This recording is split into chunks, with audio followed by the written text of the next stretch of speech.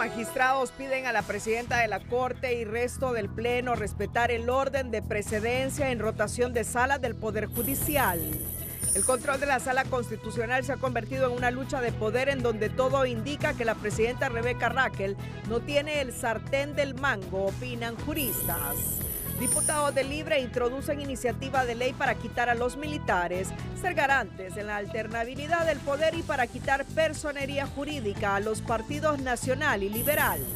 Juez Castel traslada para el viernes a puertas cerradas audiencias sobre información clasificada en el caso del expresidente Hernández.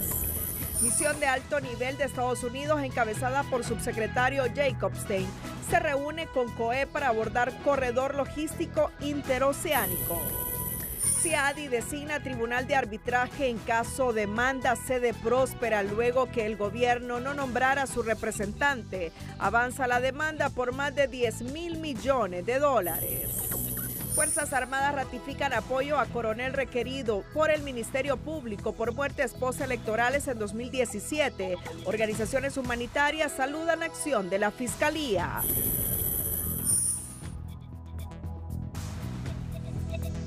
Este es su noticiero TN5 Estelar con Renato Álvarez y Cristina Rodríguez. Este miércoles, la ex primera dama, Ana García de Hernández, dijo que a su esposo, el expresidente Juan Orlando Hernández, le niegan utilizar información clasificada en el juicio que está previsto a desarrollarse el martes 20 de febrero, al tiempo que no descartó que la defensa solicite una nueva extensión del juicio para comenzar el debate en la Corte del Distrito Sur de Nueva York. Al expresidente Hernández se le acusa por 3 delitos relacionados al narcotráfico. La ex primera dama comentó que este martes hubo un intercambio de notas entre la defensa y la Fiscalía para temas relacionados con la información clasificada. Explicó que su esposo, cuando fue presidente de Honduras, tuvo un intercambio de comunicación con muchos funcionarios de Estados Unidos y agencias norteamericanas, DEA, CIA y FBI. Además, contó que su esposo fue llevado a una zona especial para conocer la información clasificada, que él mismo sugirió fuera llevada al debate, pero la Fiscalía pidió que se pusiera en un alto nivel de clasificación. Muy buenas noches, Honduras. Bienvenidos a la emisión de este miércoles 14 de febrero. Feliz Día de la Amistad, igualmente, Renato. Cristina, igualmente, y para todos ustedes.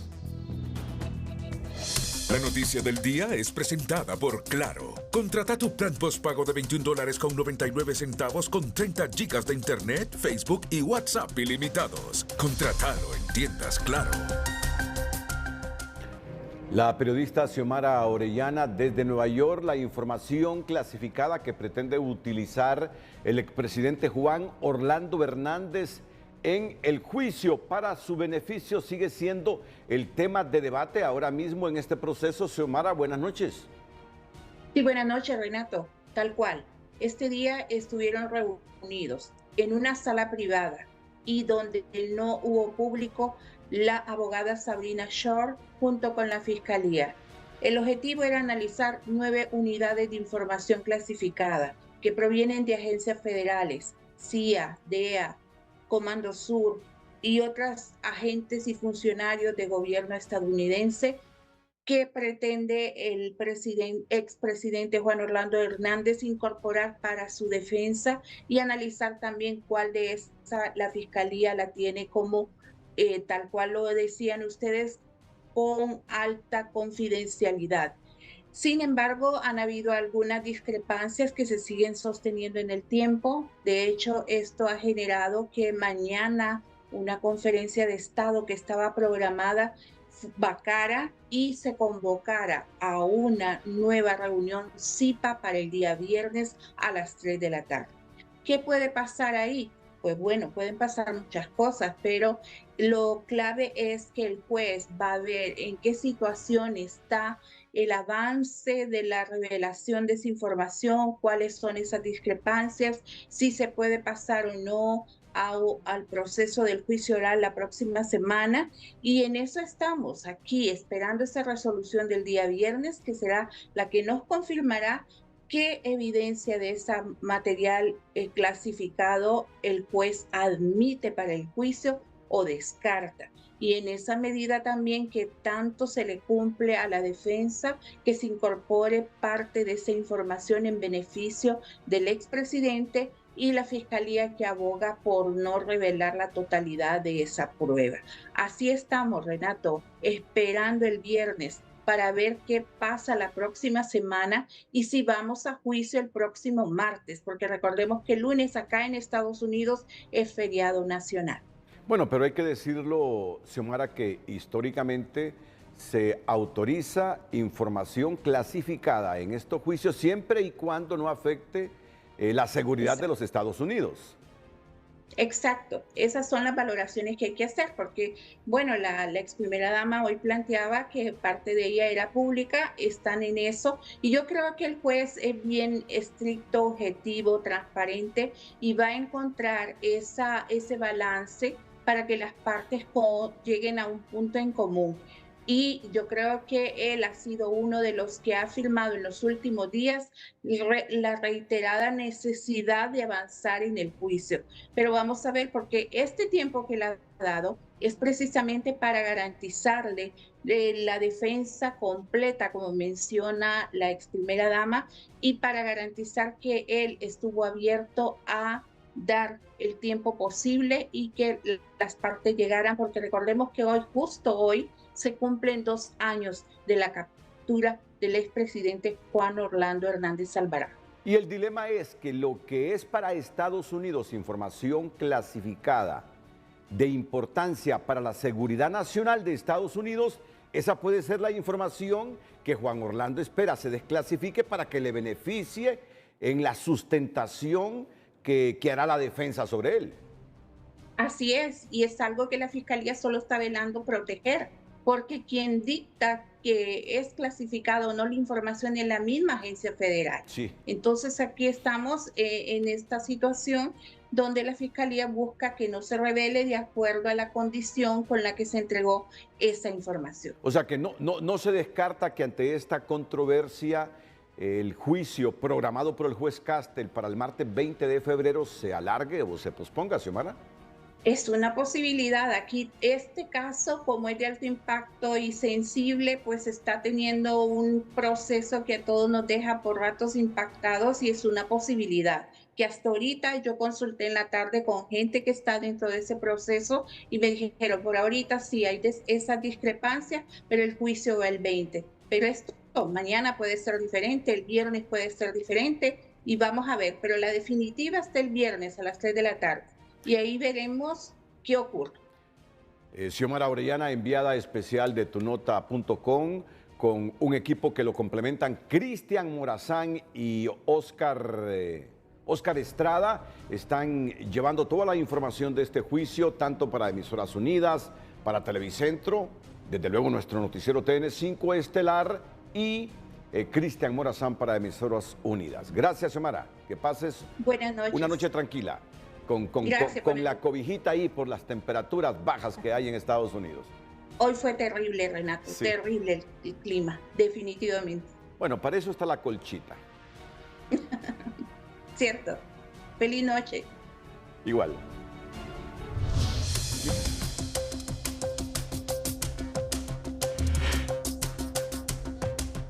Para el exfiscal del Ministerio Público, Nelson Domínguez, el viaje de los fiscales hondureños que fueron a Nueva York para estar presentes y tomar nota del juicio contra el expresidente Juan Orlando Hernández es un gasto innecesario, pues serán unos espectadores más y podían seguir este caso por los medios locales que darán amplia cobertura de este sonado caso. ¿Es innecesario? Para mí sí.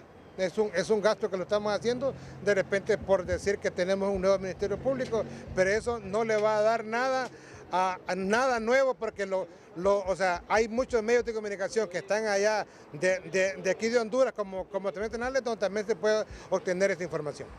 Domínguez insiste que el propósito del envío de estos fiscales no es anotar los nombres de los hondureños que se nombren en este juicio, sino que trasladar la idea a los hondureños que existe un nuevo Ministerio Público con fiscales más comprometidos en la lucha contra la corrupción y el narcotráfico, a sabiendas que Washington no reconoce a las autoridades interinas al demandar su nombramiento en propiedad, es decir, la elección con 86 votos como manda la Constitución. En otra temática para el precandidato presidencial, Wilfredo Méndez, la insistencia de Libre por concentrar el poder absoluto en la Sala Constitucional parece tener un propósito definido: instalar una asamblea constituyente para imponer la reelección. Mantener el control de la Sala Constitucional tendría que ser con el hecho de imponer una asamblea constituyente para imponer una reelección indefinida. Méndez recuerda que la Sala Constitucional tiene el control político sobre temas torales del Estado. Y hoy se ha reiterado una grave denuncia por parte de los 5 magistrados de la Corte Suprema de Justicia afines al Partido Nacional de Honduras, en relación a lo que se pretende en ese poder del Estado, de alterar el orden de precedencia para que no sea el magistrado Luis Fernando Padilla quien sustituya en la presidencia de la Sala Constitucional a Sonia Marlina Dubón, sino que un magistrado afín al Partido Liberal, Wagner Vallecillo. Los 5 magistrados nacionalistas de la Corte Suprema de Justicia, reunidos en la sede del Poder Judicial, emitieron un pronunciamiento público en el cual aclararon lo que establece el reglamento interno de ese poder del Estado en relación a la rotación de las salas, ante la presunta intención de no respetar el orden de precedencia. Que según el artículo 16 reformado del Reglamento Interior de la Corte Suprema de Justicia, los integrantes de las salas serán determinados por el Pleno de la Corte Suprema y tendrán una presidencia o coordinación en sala, cargo que será ejercido en forma rotatoria por un año por cada miembro que integra la sala, no pudiendo repetir ninguno hasta que sus miembros hayan ejercido ese puesto. Una vez aprobada la integración de las salas, no se podrán hacer cambios de la misma, si no es con el voto de las 3/4 partes de los miembros de la Corte Suprema de Justicia.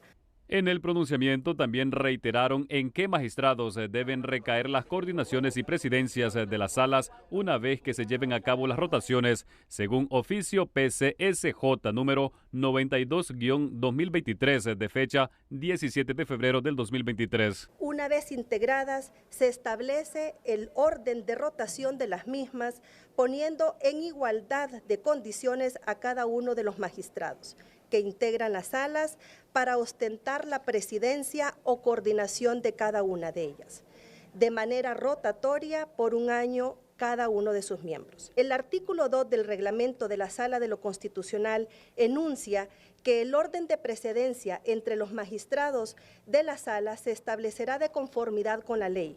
La presidencia se ejercerá por el término de un año, concluido el cual asumirá quien corresponda de acuerdo al orden de precedencia. La magistrada Ochoa cuestionó que alterar las rotaciones y respetando el orden de precedencia va en detrimento de la ley y del Estado de Derecho. El pretender cambiar el orden de rotación de la presidencia o coordinaciones de las salas va en detrimento del orden rotatorio que por años se ha venido estableciendo en el reglamento interior, así como de las decisiones adoptadas en el Pleno en su primera reunión, así como quedó establecida la integración de cada sala. En el pronunciamiento se invita al Pleno de Magistrados a respetar los procesos y la normativa interna, garantizando, sin matices políticos, los más altos intereses del país. Miren ustedes el recuadro que tiene esta nota.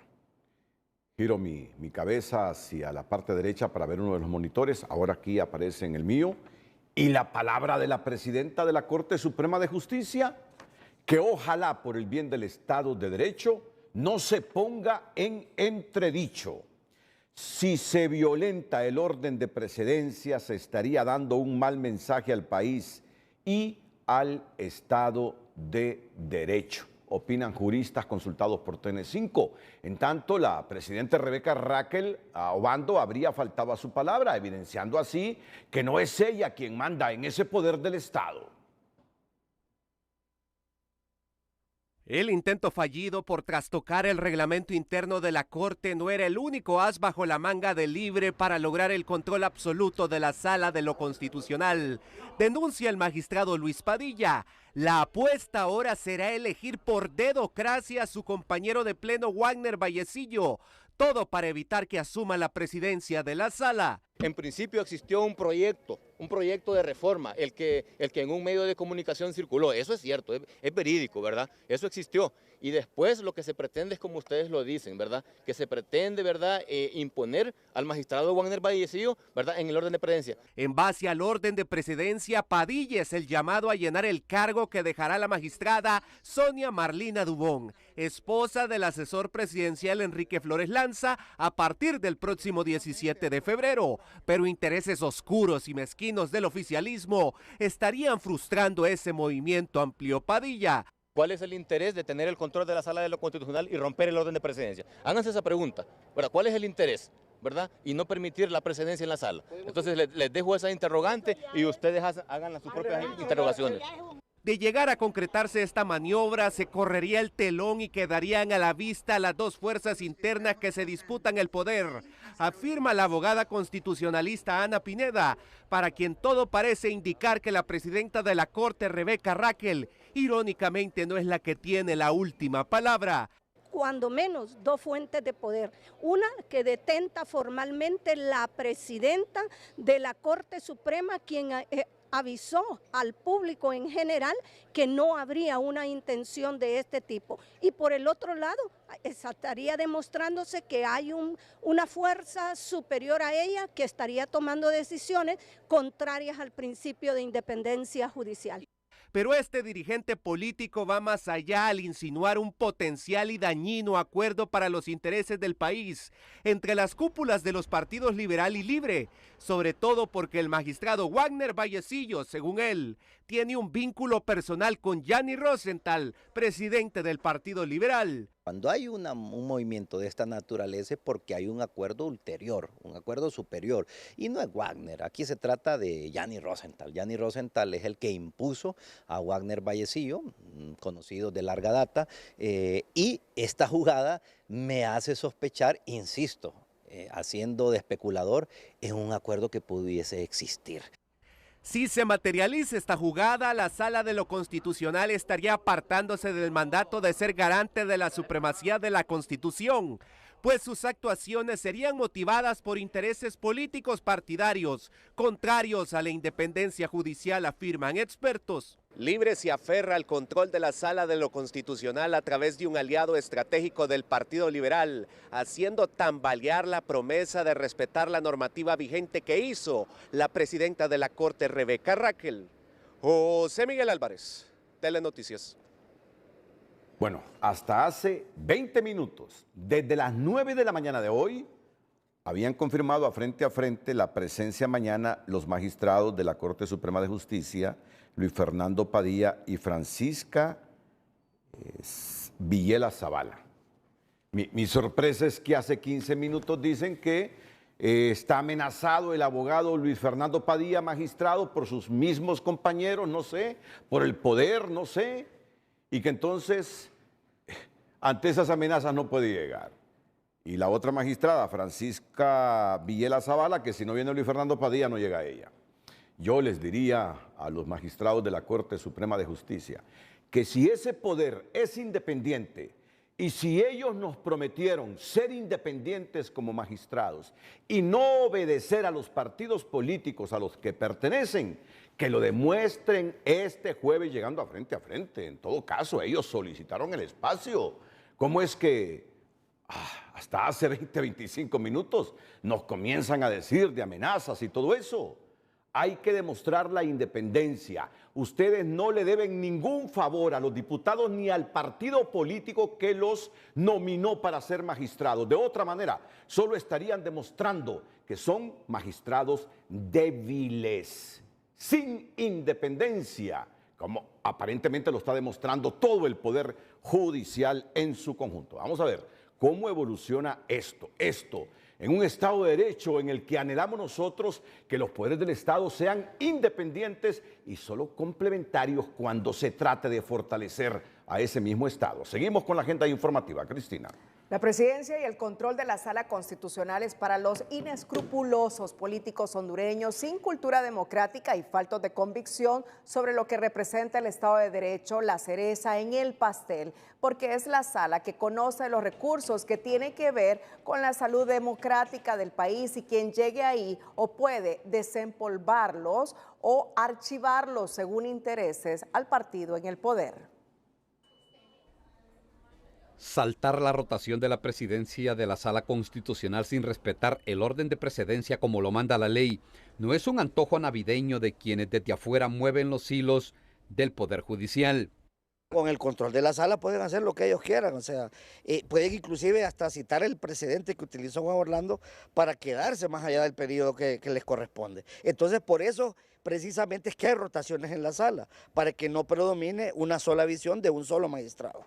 Y aquí señalan sin rodeos al Partido Libre de pretender controlar la Sala Constitucional que tiene entre sus pendientes varios recursos de inconstitucionalidad como la primera elección de la Junta Directiva del Congreso Nacional, aún con la presidencia en medio de la ilegalidad, el Pacto de Impunidad 2.0 que arropa a rutilantes funcionarios del actual gobierno, la aprobación de la adhesión de Honduras al Banco Andino y la ruidosa elección de los fiscales interinos del Ministerio Público, solo para citar unos casos. Y si el presidente de la Sala Constitucional sintoniza con los intereses del partido en el poder, estos casos o se desempolvan o se engavetan. Que quien coordina la sala tiene algunas facultades bien específicas, como ser el hecho de darle admisión a recursos de amparo, habeas data, inconstitucionalidad, o sencillamente dejarlas en el cajón del olvido.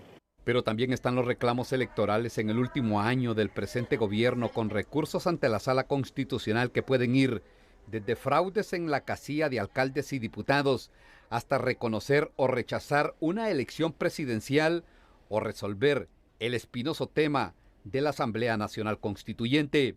Lo que está buscando Mel Zelaya y Libertad y Refundación es instalar lo que es la constituyente, ¿verdad? Y la constituyente va a llegar a la sala de lo constitucional y desde ahí ellos pretenden quedarse en el poder, ¿verdad? De una forma, si lo podemos ver, legal. Dejar fuera de la rotación sin respetar el orden de precedencia al magistrado de tendencia nacionalista también tiene el propósito de no volverlo a ver en ese cargo en el 2030 cuando terminan los 7 años de gestión de los actuales magistrados. Un grupo de 5 magistrados enviaron este día una carta a la presidenta del Poder Judicial, Rebeca Raquel Obando, solicitándole una reunión urgente debido a la imperiosa necesidad de despejar dudas respecto a la próxima rotación de salas, programadas para el 17 de febrero, según lo estipulado en el reglamento interno de la Corte Suprema de Justicia, con el fin de salvaguardar la imagen de ese poder del Estado. No nos ha contestado, no nos ha respondido, no tenemos conocimiento de que cuándo nos va a atender y yo creo que el tiempo apremia. Tengo entendido que ella está mal de salud y esperemos que así sea, que no sea de ninguna otra manera esta situación y esperamos que esto se pueda resolver. Todavía estamos a tiempo para hacerlo. La solicitud firmada por los abogados Anibelinda Ochoa, Walter Miranda, Luis Fernando Padilla, Gaudí Bustillo e Isbela Bustillo expresan estar a la disposición para coordinar lo más pronto posible dicha reunión. La organización Jóvenes Promotores y Defensores de los Derechos Humanos, JOPRODE, en un comunicado lamentó que las rotaciones de las presidencias de la Sala de la Corte Suprema de Justicia sea un tema público de discusión. Cuestionan que ellos han presentado más de 30 recursos en la Sala de lo Constitucional contra la elección de la Junta Directiva del Congreso Nacional y de la Comisión Permanente, así como de la elección del fiscal interino, entre otros, que se mantienen engavetados para no afectar intereses de grupos políticos y económicos constituidos como nuevas oligarquías. JOPRODE señala que es evidente que la presidenta de la Sala de lo Constitucional ha contribuido a retrasar la resolución de recursos por motivaciones político-partidarias y que para mantener esta conducta pretenden alterar el orden de rotaciones establecidas y lamentan que hayan iniciado campañas de desprestigio en contra de magistrados para evitar las rotaciones que por ley corresponden respetando el orden de precedencia.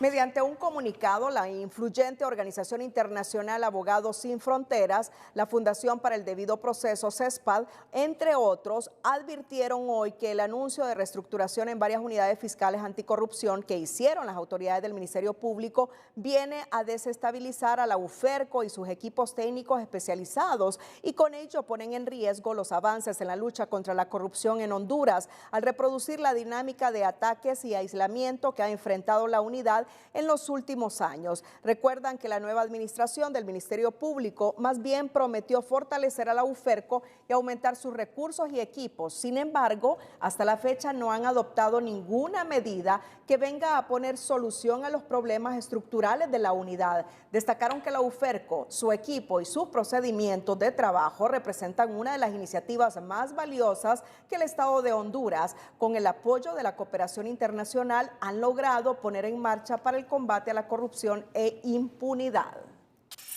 Un fiscal del Ministerio Público fue capturado este miércoles por suponerlo responsable penalmente del delito de cohecho impropio, al comprobarse que solicitó dinero para realizar el trabajo que como agente de tribunales le correspondía. El imputado es Gerson García, fiscal auxiliar activo, quien se desempeñaba en la Fiscalía Especial de Delitos Comunes. Según la información obtenida tras la extracción de información de su teléfono móvil, García solicitó en octubre de 2022 la cantidad de 8.000 lempiras a una ciudadana para agilizar su trabajo investigativo. 2 hombres y una mujer responsabilizados de la muerte de 19 privados de libertad en el centro penitenciario del Valle de Siria, registrado el 22 de diciembre del 2019, continuarán recluidos en el centro penal de Ilama, Santa Bárbara, luego que un juez con jurisdicción nacional dictó auto de formal procesamiento con prisión preventiva. Este día, el juzgado con jurisdicción nacional en materia de criminalidad organizada y corrupción celebró audiencia inicial y dictó auto de formal procesamiento y la medida cautelar de prisión preventiva a los ciudadanos Xavier Alexander Cerrato y Carlos Esaú Aranda López. Asimismo, a Ángela María Bonilla, por suponerlos responsables del delito de asesinato en perjuicio de 19 privados de libertad, hechos registrados el 22 de diciembre del año 2019 en el centro penitenciario ubicado en el Valle de Siria, municipio del Porvenir, Francisco Morazán. Ahora queda esperar la audiencia preliminar a la que serán sometidos los encausados el día 7 de marzo a las 10 de la mañana, fecha para cuando se estará determinando si se les apertura o no juicio oral y público. El día de la masacre en la cárcel de Siria trascendieron varias imágenes que mostraban la forma en que algunos reclusos intentaron escapar en un intento de salvar sus vidas, pero fue inútil. Atentos porque después de la pausa comercial tendremos detalles sobre la reacción de las Fuerzas Armadas en relación a un coronel activo, Víctor Alonso Ponce, que ha sido imputado por el Ministerio Público de ser el autor intelectual de la muerte de 5 ciudadanos hondureños después de los sucesos electorales del año 2017. Las Fuerzas Armadas han manifestado hoy, como lo estableció ayer en un comunicado, que va a brindarle todo el apoyo al coronel Víctor Alonso Ponce. Atentos. Y a propósito de Fuerzas Armadas, el diputado Ramón Barrios ha presentado hoy una iniciativa de ley para suprimir de la Constitución de la República una responsabilidad que tienen las Fuerzas Armadas, ser garante de la alternabilidad en el poder. Lo ha presentado un diputado de Libre y muy influyente, Ramón Barrios. Así que atentos a estas noticias y a otra que tendremos más adelante, porque en el mismo Congreso hoy han presentado una iniciativa para suprimir la personalidad jurídica a los partidos políticos involucrados en ilícitos. ¿Qué ilícitos? Ya lo sabrán ustedes después de la pausa comercial. El diputado Andrés Castro, es diputado de Libertad y Refundación, ha presentado una iniciativa de ley para que se cancele la personería jurídica a los partidos políticos que estén involucrados en ilícitos. ¿Qué ilícitos? Escuchémoslo. Esta iniciativa de ley va encaminada a hacer una reforma a la ley electoral de Honduras en su artículo 148 para incluir 4 causales que den pie a la cancelación de las personerías jurídicas de los partidos. Estas Estas nuevas causales son, en primer lugar, cuando el partido político pues, tiene como fin fundamental actos ilícitos. En segundo, cuando un partido político está involucrado en temas de fraudes electorales, cuando un partido político usa sus influencias en las Fuerzas Armadas y en la Policía Nacional, y cuando a algún partido político se le compruebe su participación en golpes de Estado. Andrés Castro es diputado del Partido Libertad y Refundación. A esta iniciativa han reaccionado dos diputados, uno del Partido Nacional, Nelson Márquez, y el otro del Partido Liberal, Marlon Lara. Ellos están empecinados en eliminar totalmente cualquier indicio de competencia que pueda existir para ellos en el país, y por supuesto que les encantaría tener la posibilidad de anularle la personería, y no solo la personería, las estructuras completas, incluso apoderarse de los bienes de los partidos políticos a fin de que ellos se quedaran solos totalmente a nivel de elecciones en nuestro país. Soy de la idea que Libre, por sus acciones, lo que quiere es un único partido en Honduras. Y para lograr eso tiene que destruir a los otros partidos, el Partido Liberal y el Partido Nacional, cosa que no lo va a lograr. Entonces, creo que más son distractores o querer evidenciar lo que ellos han venido manifestando, que quieren quedarse en el poder bajo cualquier figura. Y una de esas es anulando la personería jurídica de los partidos tradicionales. Y el diputado de Libre, Ramón Barrios, también presentó otra iniciativa para reformar el artículo 272 constitucional y suprimir del texto de la Constitución de la República la delegación del Estado a las Fuerzas Armadas para ser garantes de la alternabilidad en el poder. Va en el sentido de quitarle una atribución política que tienen las Fuerzas Armadas, que es la de garantizar la continuidad en el ejercicio de la presidencia de la República, ¿no? Yo creo que ese ejercicio y esa facultad que ha tenido de garantizar ese orden en la presidencia de la República no lo han cumplido las Fuerzas Armadas. Inmediatamente no se pronunciaron o se quedaron callados con la reelección de Juan Orlando Hernández. El jefe del Estado Mayor Conjunto de las Fuerzas Armadas, el general Roosevelt Hernández, dijo que la institución castrense brindará todo el apoyo legal al coronel Víctor Alonso Ponce luego que el Ministerio Público librara requerimiento en su contra por la muerte de 5 hondureños durante los sucesos violentos postelectorales de 2017. El jerarca militar dijo que nadie está sobre la ley y defensores de derechos humanos ven la acción de la Fiscalía como un buen precedente en contra de los abusos ocurridos en esa fecha. Instituciones y organizaciones. Por ser respetuosos de la Carta Magna y porque nadie está sobre la ley, el jefe del Estado Mayor Conjunto confirmó este miércoles que la institución pondrá a disposición de los tribunales al coronel de infantería Víctor Alonso Ponce Martínez luego que el Ministerio Público presentó requerimientos fiscales en su contra.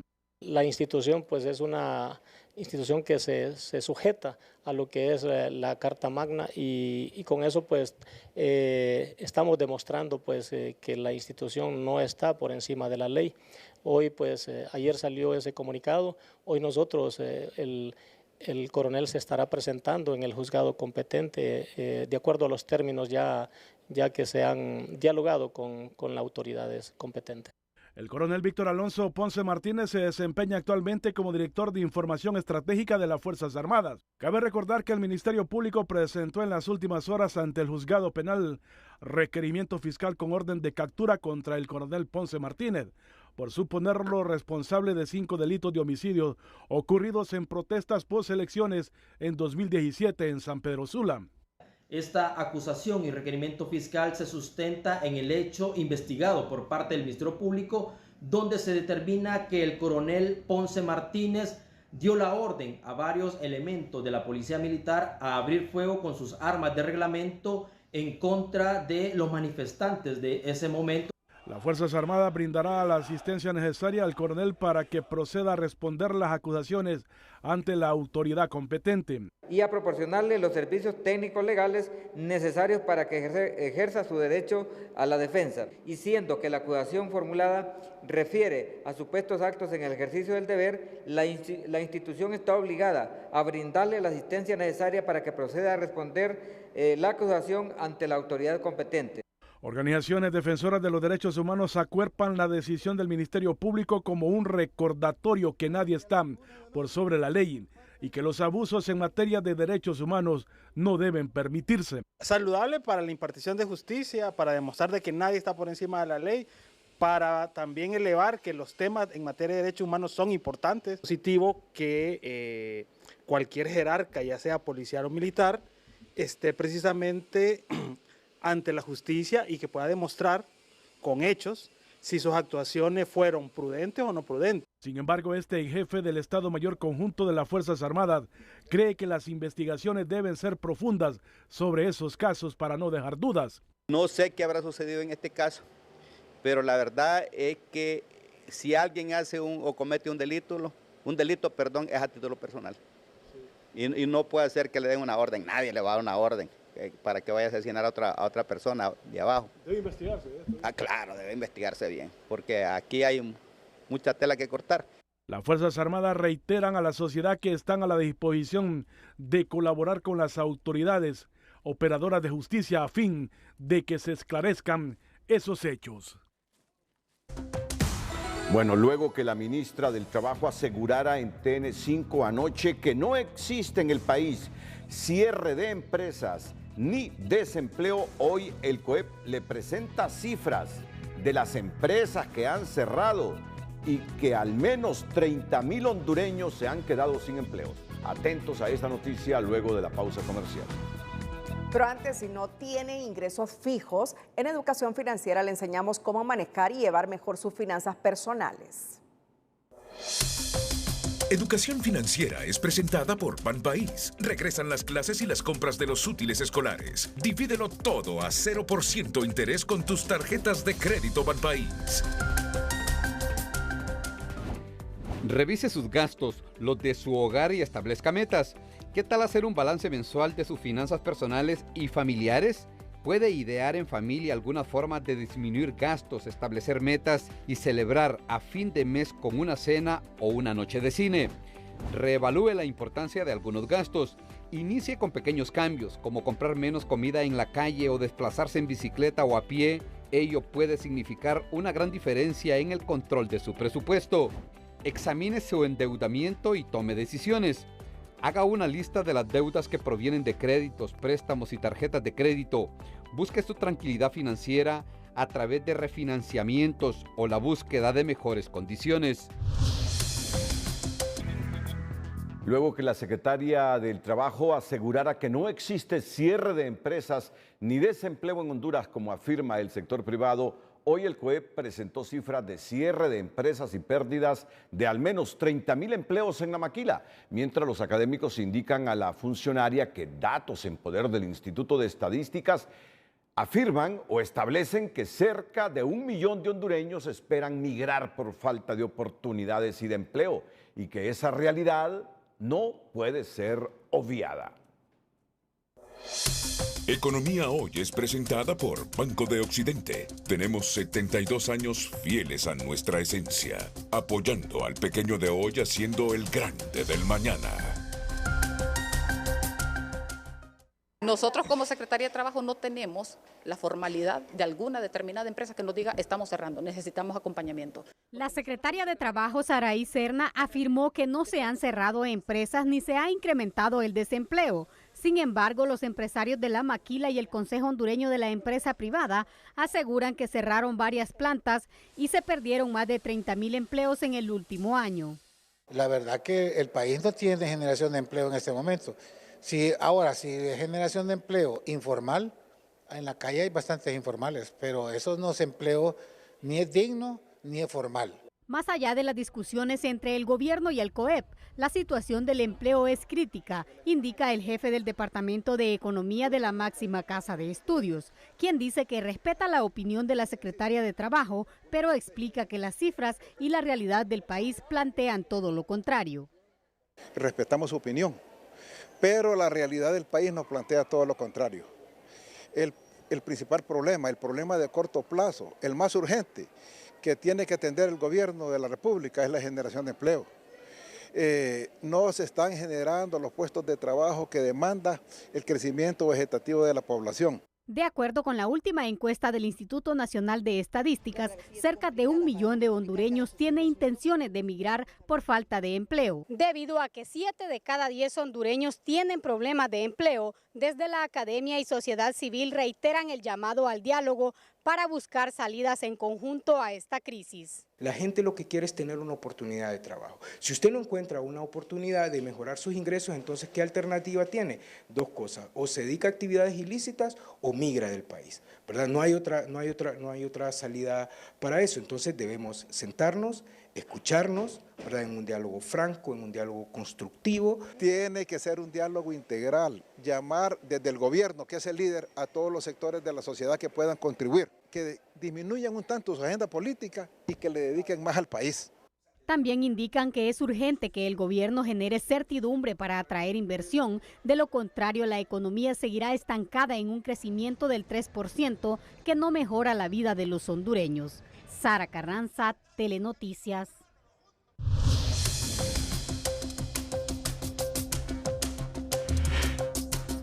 El Centro Internacional de Arreglo de Diferencias Relativas a Inversiones del Banco Mundial, CIADI, nombró el Tribunal de Arbitraje que mediará la demanda interpuesta por la sede Próspera contra el Estado de Honduras por $10.700 millones, un monto que equivale a más de 260.000 millones de lempiras que tendría que pagar la población hondureña. El Tribunal del Arbitraje lo conforman el español Juan Fernández Armesto, presidente designado por la Secretaría General del CIADI, el estadounidense David Ripkin, designado por los demandantes de Próspera, y el hispano-argentino Raúl Vinuesa, también designado por la Secretaría General del CIADI. Esto significa que el gobierno de Honduras no nombró a su representante porque en varias ocasiones los miembros de la Comisión para la Defensa y Soberanía del Territorio se negaron a hacerlo al desconocer la jurisdicción del CIADI. Cabe recordar que Honduras Próspera, ubicada en Roatán, Islas de la Bahía, presentó la demanda en contra de Honduras ante el CIADI el año anterior, luego que el gobierno de Xiomara Castro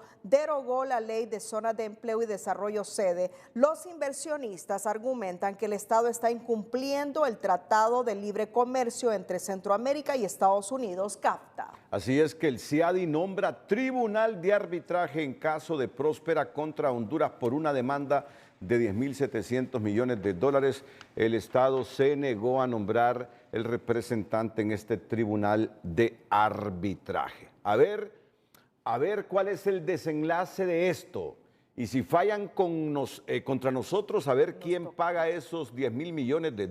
En todo caso, lo deberían pagar, ¿sabes quiénes? Los responsables de esto. Así es. Los responsables de no haber nombrado un árbitro. Sí. Algunos dirán, no, pero quienes aprobaron esa ley de las zonas de empleo y desarrollo económico. El problema es que eso no se ha derogado.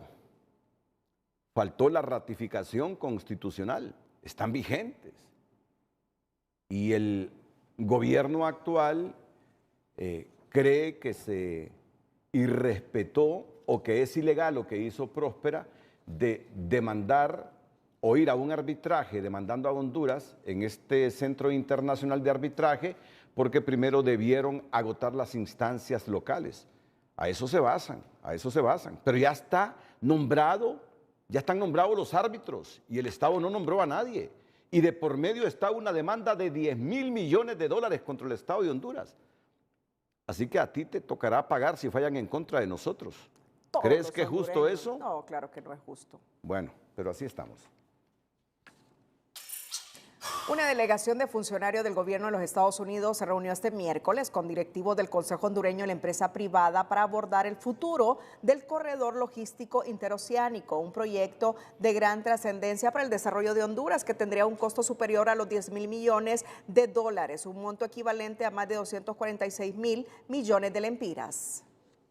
No hay montos específicos, pero rondaría, o sea, iría más allá de los 10.000 millones de dólares.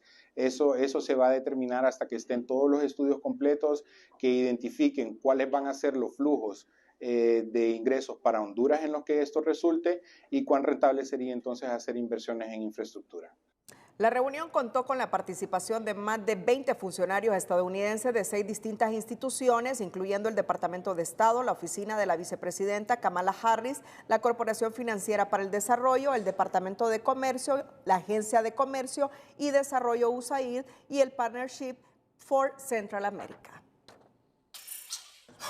El sector empresarial de la costa norte también se reunió con representantes del gobierno de Estados Unidos con el objetivo de seguir socializando el corredor logístico interoceánico cuya construcción facilitará el comercio global, promover la integración y el desarrollo regional, creando gran cantidad de empleos. La ayuda concretamente del gobierno de Estados Unidos y otros gobiernos cooperantes como Japón, Corea y la Unión Europea, acompañado del liderazgo del gobierno de Honduras, es terminar el estudio del marco legal, por eso el proyecto de interés nacional tan importante, la ley del corredor logístico interoceánico, y seguido con un modelo muy confiable, legal, financiero, técnico, que es un modelo de negocio, para entonces lanzarnos nosotros, sector privado, sector público, bancos multilaterales, los grandes actores navieros. Si se llega a concretar este anhelado proyecto, será algo que vendrá a levantar la imagen del país en materia de generación de empleos, uno de los problemas más graves que afecta a su población que se ve obligada a migrar para buscar mejores condiciones, expresó el empresario sanpedrano. El Minuto Financiero es presentado por Credi Elga Catracho de Cooperativa Elga, la cooperativa de Honduras. Cooperativa Elga.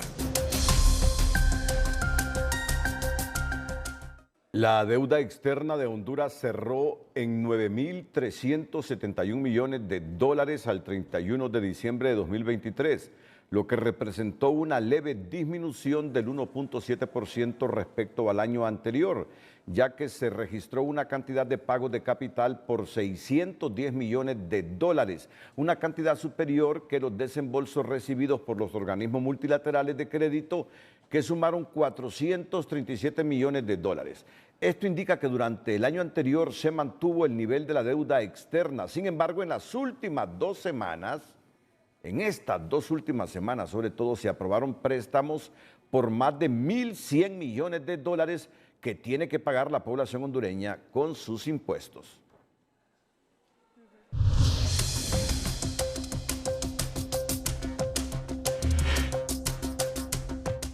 La deuda externa de Honduras, o mejor dicho, el presidente del PRIGMA, Yuri Hernández, confirmó este martes a TN5 que el aumento al sueldo base de los docentes será de 2.000 lempiras más los colaterales. Será el incremento a la base, moviendo los colaterales como cargo directivo, quinquenio, calificación académica, zonaje y también frontera. Ese dinero pues será pagado de forma retroactiva en este mismo mes de febrero, pero el día 29 será pagado el mes de enero y febrero. 2.000 lempiras va a ser para el maestro nuevo y el maestro que tenga más experiencia en el sistema. Por ejemplo, tiene 8 quinquenios, 800 lempiras. Sueldo base, 2.000, van 2.800 por plaza. Y en el sistema medio será entonces por hora clase, porque hay compañeros que tienen menos de 36 horas clase, o tienen 15, o tienen 20, serán pagados así, como lo dice la ley del Estatuto del Docente, pagado en tiempo y forma, 2.000 lempiras al sueldo base, moviendo los colaterales que anteriormente le anuncié. Hernández explicó que existen más de 2.500 millones de lempiras para el aumento retroactivo de los más de 60.000 docentes en la educación pública del país y el anuncio oficial será el próximo jueves. Ser libre significa Comité por la Libre Expresión. Es una instancia que se constituyó hace aproximadamente 2 décadas en el país, un poquito más de 2 décadas. Y hoy Ser Libre ha informado que durante el primer mes del año se documentaron 26 alertas en contra de la libertad de expresión y que los principales agresores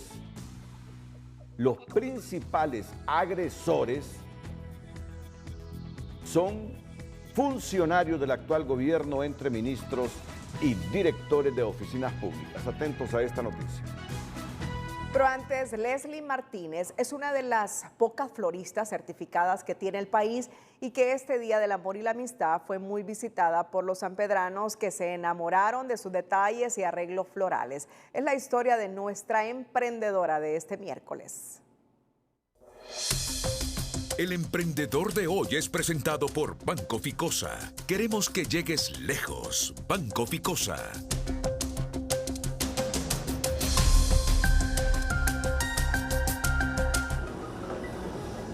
Unos hermosos arreglos florales de diferentes especies, tamaños y precios cautivaron la atención de muchos sanpedranos que hicieron su compra donde Flora Jolie Design, una mujer con más de 70 certificaciones en el mundo del emprendimiento. Y bueno, he tenido la fortuna, ¿verdad? Y la dicha de ser artista floral, certificándome en varios países del extranjero como Panamá, Colombia, también soy wedding planner.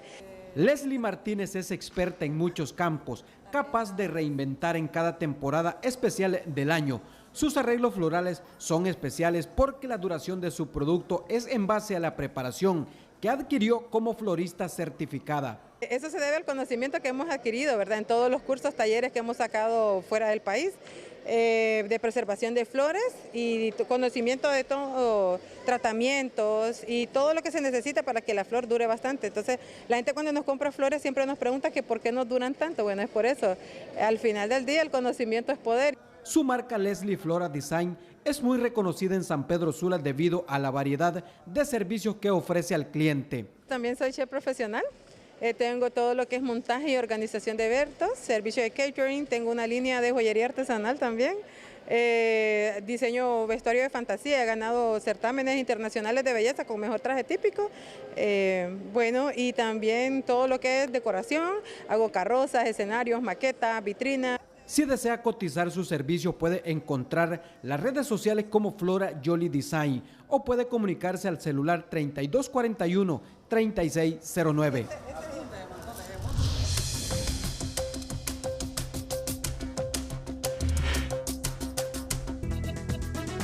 El Comité por la Libre Expresión, CELIBRE, informó que durante el primer mes del año se documentaron 26 alertas en contra de la libertad de expresión. La instancia detalló también que entre los principales agresores se observaron funcionarios del actual gobierno, entre ministros y directores de oficinas públicas. En CELIBRE llevamos un monitoreo de las agresiones que se dan a los comunicadores sociales y a los periodistas. Y generalmente también desde el gobierno vienen amenazas. Por ejemplo, ahora mismo en este mes podemos decir que tenemos amenazas en Tocoa, en Copán, aquí mismo en Tegucigalpa, lo que está sucediendo en la Secretaría de Derechos Humanos. Entonces llevamos ya 22 alertas, ya acabo de sumar 26, están 2 en proceso porque lastimosamente a diario tenemos que monitorear las agresiones que se dan a los periodistas.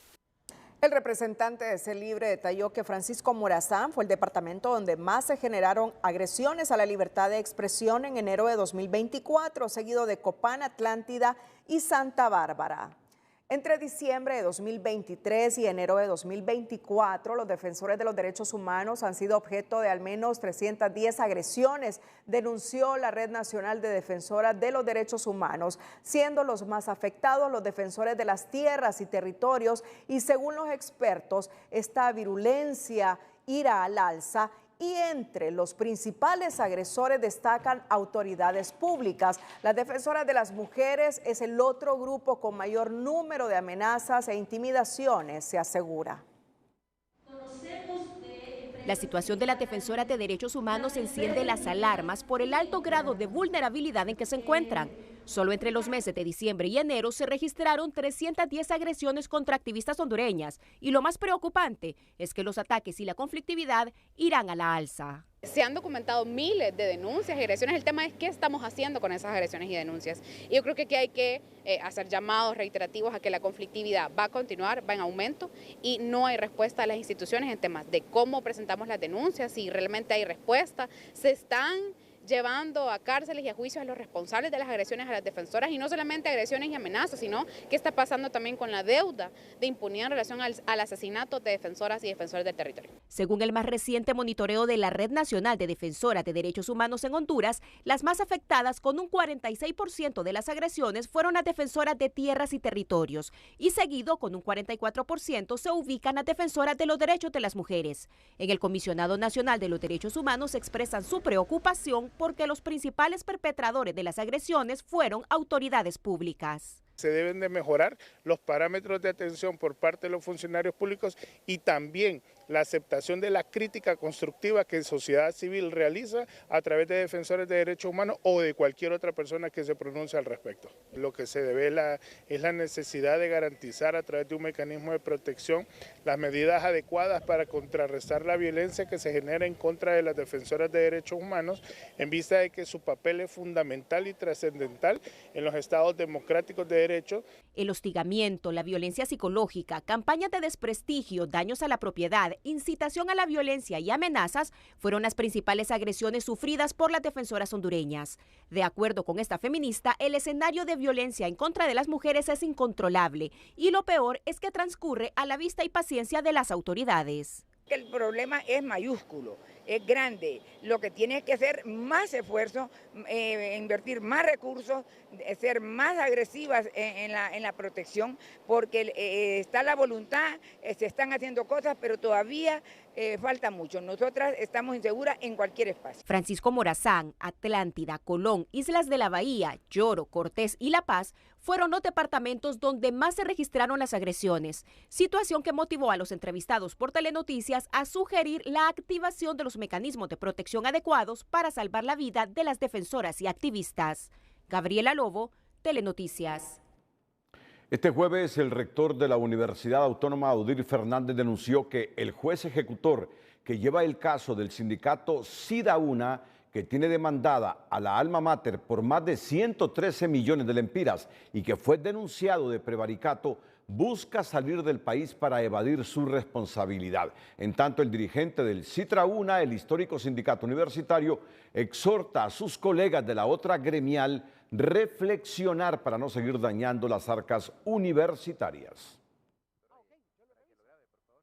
El rector de la Universidad Nacional Autónoma de Honduras, Odir Fernández, denunció este día que un juez ejecutor que se habría confabulado con miembros del sindicato de docentes de la UNA, SIDUNA, en la sustracción de más de 113 millones de lempiras del alma mater, ahora pretende escapar del país con el fin de evadir la justicia. Creo que le correspondería mejor al Ministerio Público tomar una decisión, pero alerto desde ya que anda con las intenciones de irse para España para poder evadir la justicia. ¿Y quién es el juez, señor? No quisiera yo establecerlo porque fue nombrado estrictamente por la Corte. El SIDUNA es un nuevo sindicato que tiene demandado a las autoridades de la UNA por más de 133 millones de lempiras y sus dirigentes informaron recientemente que denunciarán al rector Fernández por incumplimiento de acuerdos y por difamación. Esto en reacción a la denuncia interpuesta por el rector ante el Ministerio Público en contra del juez ejecutor que habría contribuido al millonario drenaje de dinero. Consultado sobre si había concretado o no esta denuncia, el presidente del SIDUNA, Carlos Moreno, adujo encontrarse fuera de la ciudad.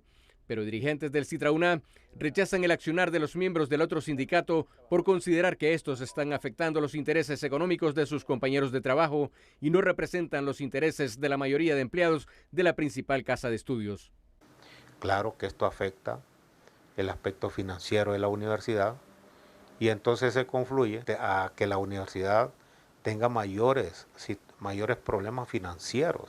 El rector de la UNA denunció que sus compañeros docentes aglutinados en el SIDUNA han tratado de amedrentarlo de diversas formas para que guarde silencio, pero les advirtió que, contrario a eso, no está dispuesto a callarse por cuanto hay 33 millones más de por medio que ahora pretenden saquear de la universidad.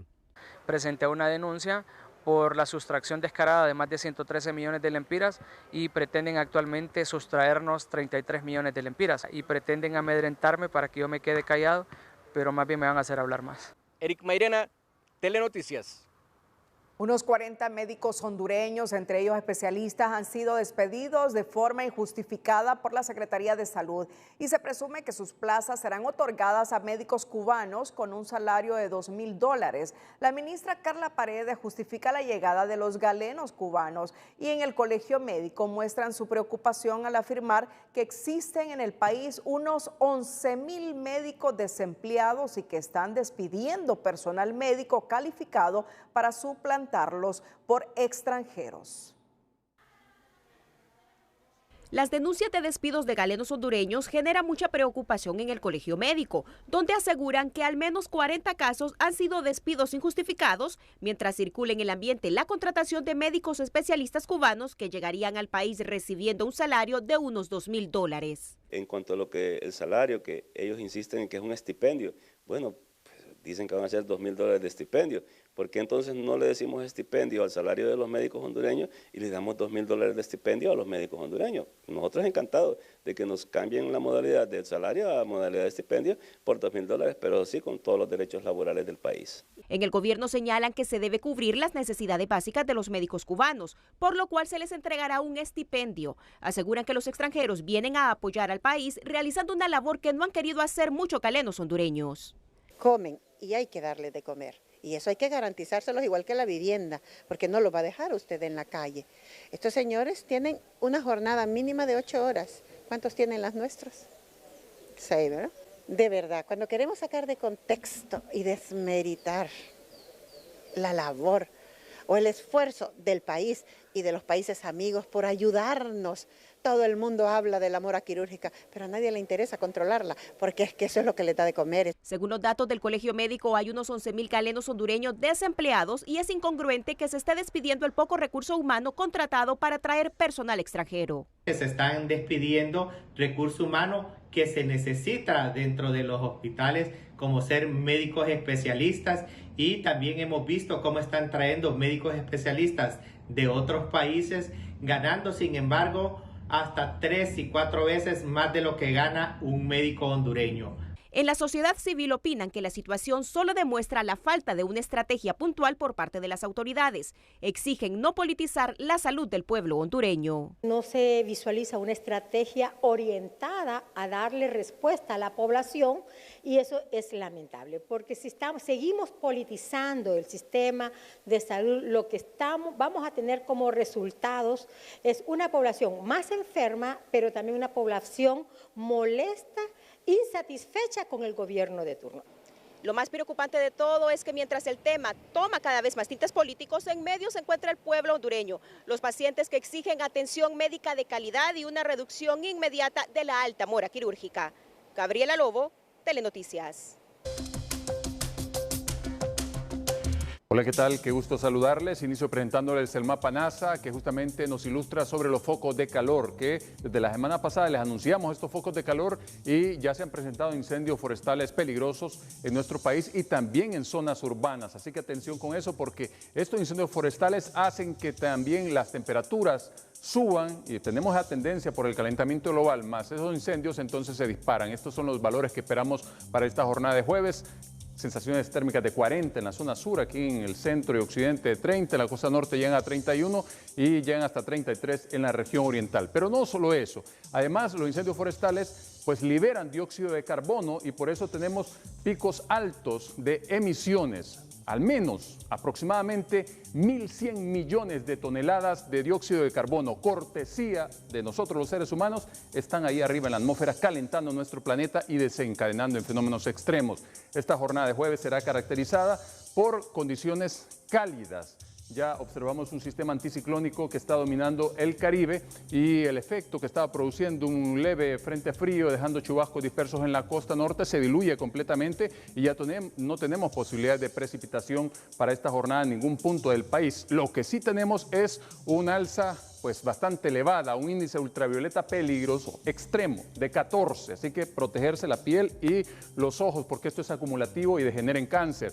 Entre 100%, 88%, inicia el día con el vapor de agua suspendido en la atmósfera y luego baja drásticamente en el transcurso de la jornada, mientras el oleaje en 1.6 y casi 2 metros cerca del Golfo de Fonseca, en el litoral Caribe, es completamente normal. Y cierro con estas imágenes en Santa Catarina, Brasil. Así está la infraestructura colapsando, cortesía de las lluvias torrenciales que azotan este país. Este es el planeta que tenemos ahora. Cuídense mucho, siempre les queremos como televidentes y no como noticia. Que la pasen bien.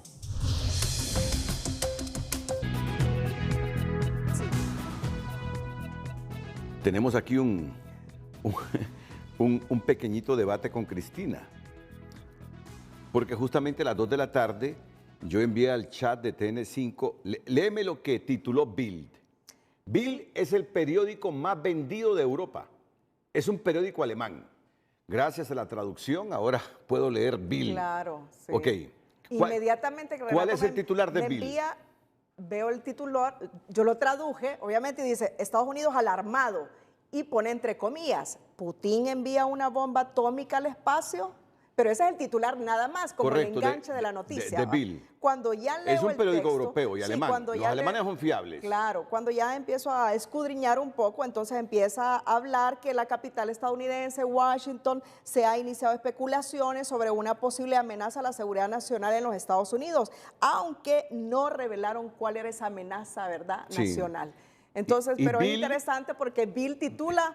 Repetime el titular de este periódico. Putin envía una bomba atómica al espacio. Sí, entonces... O sea que Bill tiene información no confirmada, no oficial, así es, no de oficial. que Putin ha enviado una bomba nuclear al espacio. Sí. Pero en Washington no confirman. Claro, no confirman. Es decir, están estudiando e investigando porque hay senadores y congresistas preocupados, pero no dicen oficialmente de qué se trata esa amenaza a la seguridad. Así es, sí, porque es el periódico alemán que nos genera dudas al decir, ¿una bomba nuclear han enviado los rusos al espacio? Correcto. Pero esa era la noticia, ¿no? Sí. No, y lo aclaramos porque Cristina dejó planteada en la sesión internacional una amenaza a la seguridad que preocupa a los Estados Unidos.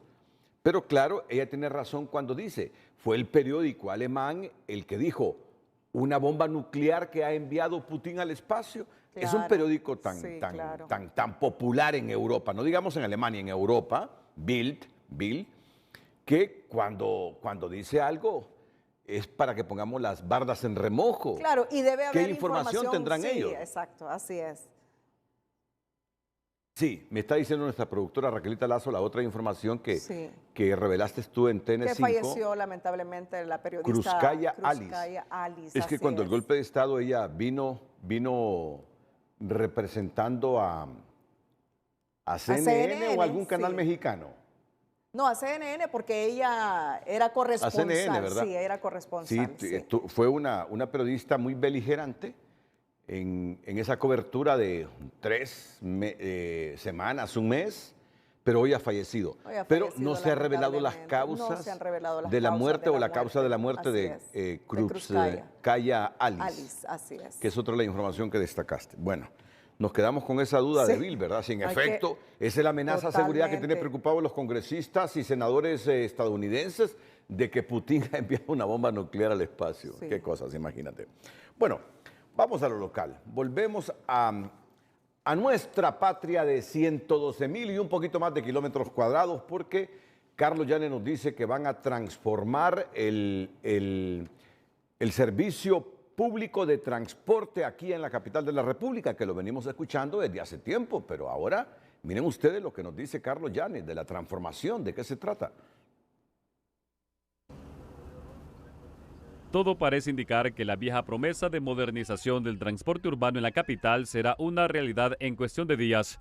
Telenoticias obtuvo estas imágenes exclusivas de las unidades que ya están enfiladas para arrancar con la prueba piloto, consistente en la implementación de un sistema tecnológico que vendría no solo a dar comodidad, sino seguridad a los pasajeros.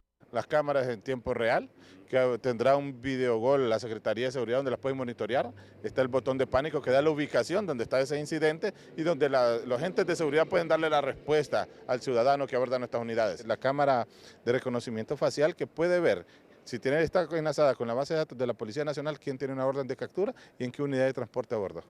Hasta ver, no creer, opinaron usuarios consultados que consideran haber sido engañados con promesas que jamás se cumplieron. Sin embargo, los asesinatos de operadores de buses continúan. Los asaltos a pasajeros han aumentado en los últimos días, así como las extorsiones, según datos de los mismos transportistas y de organizaciones de sociedad civil. Acostumbrados a las promesas de los transportistas desde hace décadas, los usuarios de este servicio reciben con reserva la noticia. Como población en un momento tuvimos aquella esperanza de un famoso tren, un famoso autobús que recorrería la capital comunicaba desde el Boulevard de la Kennedy, el Estadio Nacional, terminando en la Universidad Nacional Autónoma. Lamentablemente no sucedió. Es importante que sí, que realicen lo que prometen, que lo cumplan. Y sobre todo que si las unidades van a traer cámaras, que estas funcionen, que no vayan a venir con lo mismo del 911, que piden videos y no hay videos quizás o no se logran ver bien.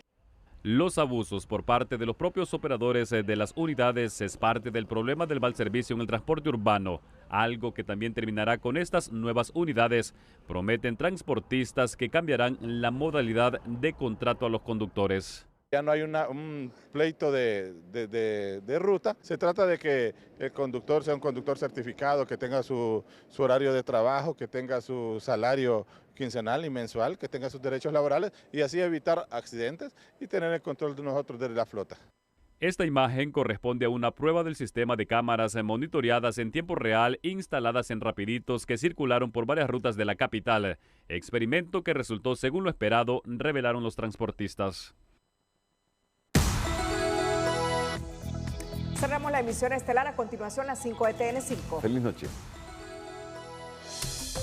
Las 5 de TN5 son presentadas por Tigo. Mi familia a todo navegar con internet de 65 megabytes por solo $36. Contrátalo ya. Magistrados nacionalistas piden a Presidenta de la Corte y resto del Pleno respetar el orden de precedencia en rotación de salas del Poder Judicial.